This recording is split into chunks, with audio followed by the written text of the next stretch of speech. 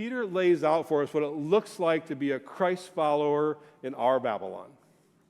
This is what he writes. Humble yourselves, therefore, under God's mighty hand, that he may lift you up in due time. Cast all your anxiety on him because he cares for you. Be alert and of sober mind. Your enemy, the devil, prowls around like a roaring lion looking for someone to devour. Resist him, standing firm in the faith, because you know that the family of believers throughout the world is undergoing the same kind of sufferings. So in these 4 verses, Peter gives us 4 tasks, 4 challenges. He says this is what it looks like to be a Christ follower right here in our Babylon. And the first one he picks up right where he left off before. He says, humble yourselves. We need to humble ourselves. Peter's writing to the churches in Asia Minor, and he could just as easily be writing to us, and he says, I know you're being pressed upon.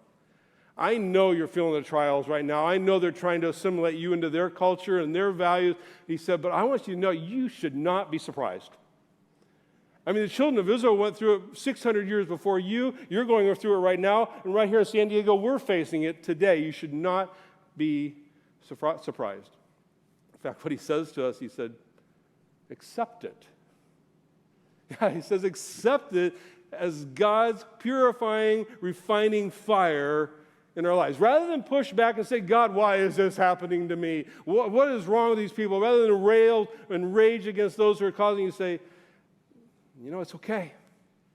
I accept it as if from God. It is his refining fire in my life. And I realize that's a tall order. That's a big ask. That's ASK, by the way. Just want to be clear about that, all right? You know, I've been doing some study recently on the heroes of our faith from the 16th to the 19th century, those who have been humiliated, persecuted, and some who even lost their lives because they stood up for what was right. And some of them, they paid the price. They lost their lives through governments who just were immoral and just didn't like people standing up for what was right, much like Shadrach, Meshach, and Abednego. But they didn't lose their life because Jesus was there with them and took care of that. But others, unfortunately and sadly, they lost their lives. They were martyred by church leaders who were immoral and wanted to maintain status quo, and men and women who stood up and said, no, this isn't right. They lost their lives for it. They gave their lives for the very people they were there to serve. Sounds a lot like Jesus, right? Nailed to a cross for the very people he came to save. Now, I'm not asking you to go out and give your life for your faith right now. Don't walk away with that message, all right? I'm not saying, okay, go lose your life today. But if we have to face some humiliation because we take a stand against social injustice, or we refuse to participate in the gossip train, or we walk away from the dirty joke, or we walk away from the slandering of people, is that not worth it for Jesus Christ, especially in light of what he's done for us? Peter says to us, humble yourselves. When you're facing trials, you're facing challenges, you're being pressed upon, we need to humble ourselves.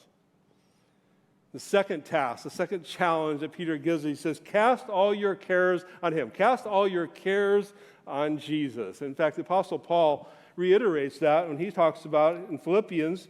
He says in Philippians 4, verse 6, he says, do not be anxious about anything, but in every situation, by prayer and petition, with thanksgiving, present your requests to God. And then Jesus himself said in Matthew chapter 6, verses 25 and 27, do not worry about your life. Can any one of you, by worrying, add a single hour to your life? So I have a simple question for you today. If we're supposed to cast all our burdens, all our worries, all our anxieties, all our burdens, all our cares upon Jesus, what possible good does it accomplish to take them back? Yet we do it all the time. We give them to Jesus, say, here's our cares, here's my worries, here's my burdens, here's all my troubles. And then we say, no, something comes, no, I got to figure this out on my own. Basically what we're saying at that point, I think we have to realize this, what we're saying, Jesus, I don't think you're big enough to handle my problems. If we're going to make a difference in our Babylon, if we're going to have a positive impact in our Babylon, And we need to take our cares, our burdens, our anxieties, our worries, and we need to give them to Jesus and leave them there. He can handle it. The Apostle Peter tells us we need to humble ourselves. We need to cast all our cares upon Jesus. And the third task, the third challenge that he gives us, he says, be alert and sober-minded. What Peter's talking about here is spiritual sobriety. Now, I'm not going to ask you how many of you ever experienced a drunken stupor at some point in your life. Don't raise your hand, please. Don't laugh. It'll give you away. Hands go, look at that. Just confidently it says, here it is. This is obviously the opposite of that. This is being clear-minded. This is having self-control. And ironically, self-control is a fruit of the Holy Spirit, which means in order to have it, we need to have the power of the Holy Spirit at work in our lives because we're incapable of doing it on our own. But Peter does tell us there is a task he gives us, and he said we need to avoid moral jeopardy. We need to stay away from those things that are going to bring us down and away from Jesus. And you know what those are in your life. They're different for all of us. You know what those things are that are attractive. It could be power and status. It could be greed. It could be gossip. It could be overindulgence. It could be sexual sin. It could, the list could go on and on. You know what they are in your life. And Peter says we need to stand up against those things. He says, I know you can't do it on your own, but through the power of the Holy Spirit, you can. In fact, the Apostle Paul writes in 1 Corinthians 10:13, this is what he says. He said, no temptation has overtaken you except what is common to mankind, and God is faithful. He will not let you be tempted beyond what you can bear, but when you are tempted, he will also provide a way out so that you can endure it.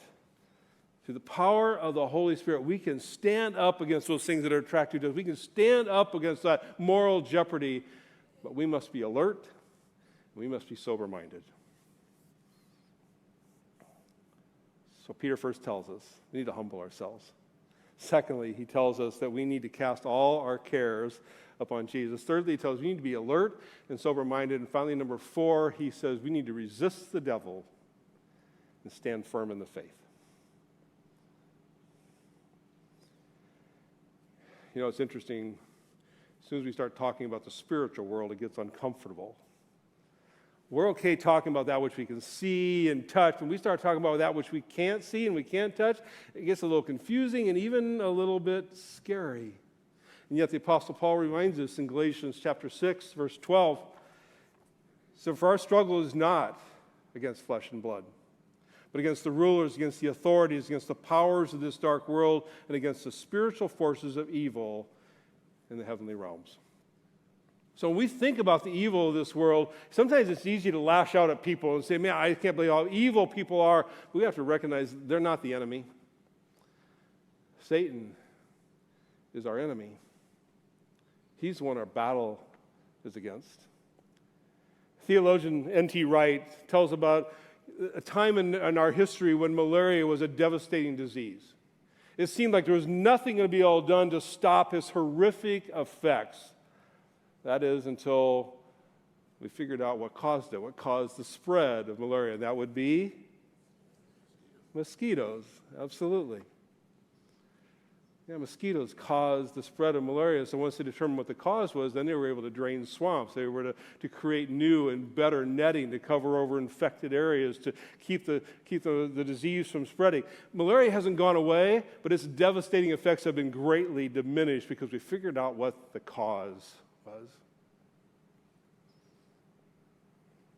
Satan is the cause of our evil. We need to stop blaming people.